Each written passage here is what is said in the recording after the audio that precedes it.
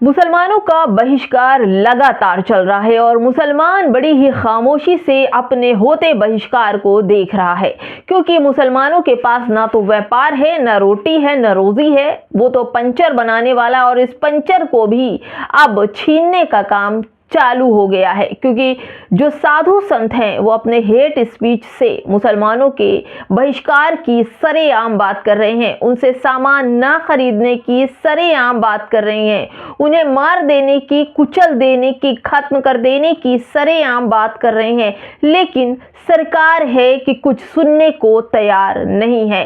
क्या ये hate speech मामला नहीं है? एक महिला साध्वी द्वारा मुसलमानों का बहिष्कार खुलेआम कहा जा रहा है, हाथों में माइक है, चिल्ला चिल्ला कर मुसलमानों का बहिष्कार करने की बात कर रही हैं, उनसे सामान ना लेने की बात कर रही हैं। और ये मामला है बाबा बागेश्वर की पदयात्रा में शामिल होने वाले उन तमाम संतों की।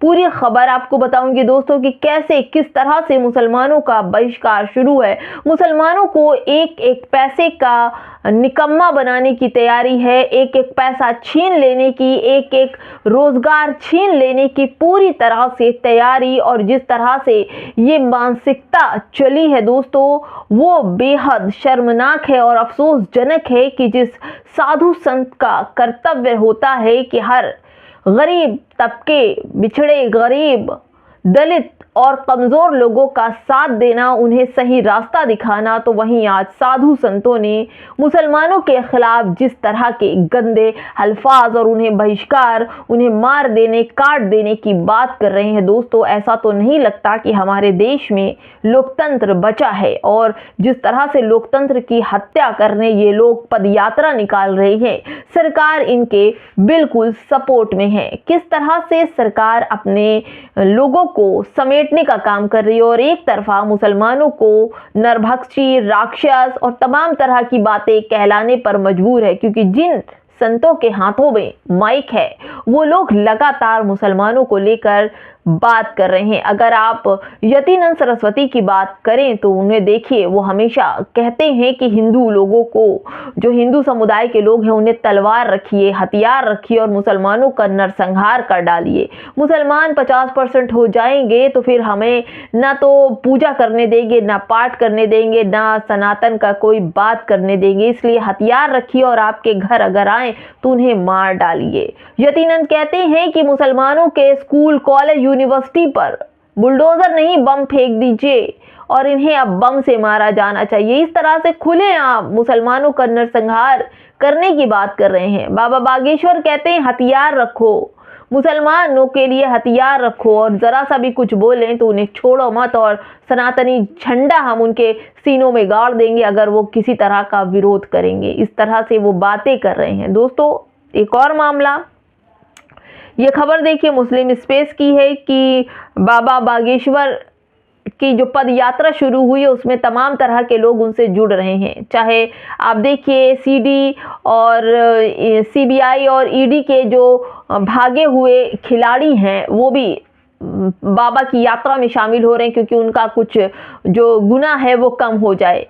शिल्पा शेट्टी, जिनके पति पर पैक्सो एक्ट लगे और उन पर जिस तरह से पॉर्नर वीडियोस बनाने के आरोप लगे थे और फिर बाद में वो बाइज्जत बरी हो गए, वो भी अपने जुर्मों को धोने के लिए बाबा बागेश्वर के शरण में पहुंच गई। अब कुछ साध्वी हैं जो पहुंची हैं उनके बाबा बागेश्वर का साथ देने के लिए, हिंदू राष्ट्र बनाने के लिए, और वो साफ कह रही हैं कि हिंदुओं से ही सामान खरीदें, हिंदुओं को ही रोजगार दें। हरियाणा के पलवल में 11 नवंबर को बाबा बागेश्वर की सनातन एकता पद यात्रा में हिंदूवादी इन्फ्लुएंसर ने हिंदुओं से हिंदू राष्ट्र बनाने के लिए हिंदुओं के साथ ही व्यापार करने का बोलते हुए मुसलमानों के आर्थिक बहिष्कार का आह्वान किया है। दोस्तों, अगर आर्थिक उनका बहिष्कार होगा तो मुसलमान क्या खाएगा, क्या बचाएगा, उनके बच्चों का क्या होगा, उनके घर का क्या होगा। दोस्तों, जिस तरह से बुलडोजर चल रहे हैं ना मुसलमानों के घर पर,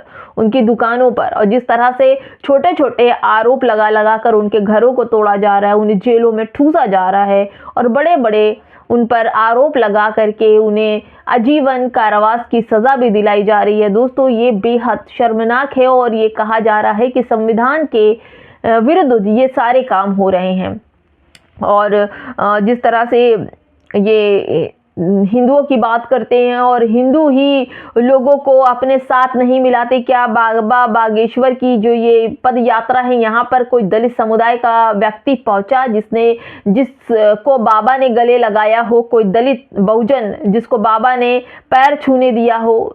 ये सिर्फ हिंदू राष्ट्र की कल्पना कर रहे हैं, सिर्फ लोगों को डरा रहे हैं, धमका रहे हैं, सिर्फ मुसलमानों के लिए उकसा रहे हैं ताकि मुसलमानों के प्रति जो लोगों की नफरत है वो कम ना होने पाए और ये अपनी राजनीतिक रोटियां सेकते रहें। उधर बिहार में खेला हो गया, जो जीत से भी ज़्यादा वोट बीजेपी सरकार को मिले और वहाँ पर एनडीए की सरकार बनेगी। और इधर जिस तरह से 2027 के तैयारी में बाबा बागेश्वर रोड पर निकल चुके हैं, हिंदू राष्ट्र की कल्पना कर रहे हैं, हिंदू राष्ट्र बनाने की बात कर रहे हैं, और लेकिन उधर देखो दलितों का बुरा हाल है।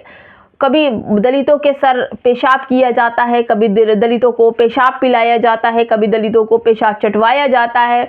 दलित की बेटियों के साथ कितना बुरा व्यवहार हो रहा है, खबरें उठाकर देखिए। अगर आपको अपराध दलित समाज और बहुजन समाज से जुड़ा हुआ ना मिले तब आप कहिए। और इधर मुसलमानों को बताया जा रहा है कि राक्षस हैं तो इनका बहिष्कार करना चाहिए, इनका आर्थिक बहिष्कार करें तब ये कमज़ोर हो जाएंगे। मुसलमानों पर है क्या? यही 2 रिक्शा, रोटी, पंचर और क्या है? इनका बहिष्कार करेंगे आप? क्या करेंगे? लेकिन सरकार खामोश, लोग मौन, तमाशा देख रहे हैं लोग, इसलिए कि मुसलमान है, उर्दू नाम है और तमाम साधु संत एक तरफ उतर पड़े हैं मुसलमानों की आर्थिक बहिष्कार को लेकर, उनके हेट स्पीच मामले को लेकर। क्या कहेंगे दोस्तों? कमेंट बॉक्स में हमें बताते चलिएगा कि आखिर इन सब के पीछे क्या मकसद है। क्या सच में हिंदू राष्ट्र बन पाएगा? क्या लोकतंत्र जो हमारे देश का सबसे मजबूत है, क्या उसको ये लोग धाराशाही कर पाएंगे? क्या बन सकता है हिंदू राष्ट्र?